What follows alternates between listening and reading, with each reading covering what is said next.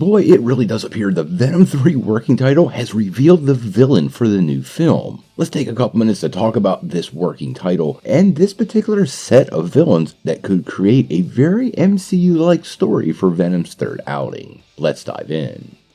Well, we recently got some news that Venom 3 is expected to start shooting sometime next month. But to be fair, it's still unclear whether that's going to happen with the ongoing strike of the WGA. In this case, the threequel's writers are Tom Hardy and director Kelly Marcel, but I do think they will stand with the other writers and try to show some unity in the face of these current issues. Now, we're going to have to wait and see what happens, but the team over at the Cosmic Circus has shared an update revealing what the working title for the upcoming Venom sequel is, and it's rather revealing. According to the team over at the circus, the working title is Orwell.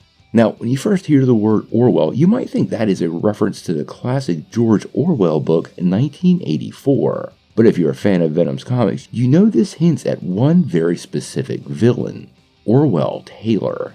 Now, this is also tied directly to that Lethal Protector series, which this run of Venom movies is taking a lot of inspiration from. And in those comics, Venom actually kills Orwell's son, and this prompts him to create a group of villains known as the Jury. And the Jury's sole mission is to bring down and kill Eddie Brock. Now what's interesting about these guys is they're generally decked out in very Iron Man-like costumes, and have not only been a pretty great adversary for Venom in those comics, but also has taken on the likes of Spider-Man.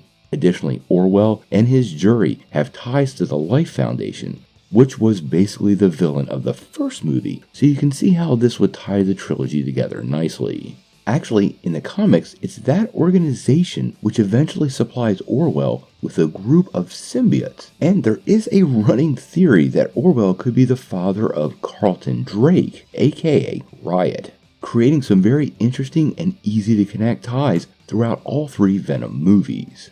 I do wonder if the Jury manifests itself as symbiotes instead of the Iron Man style armor. Given the connections to the Life Foundation and what's gone on in several of these movies, I actually could see that as a much more likely path.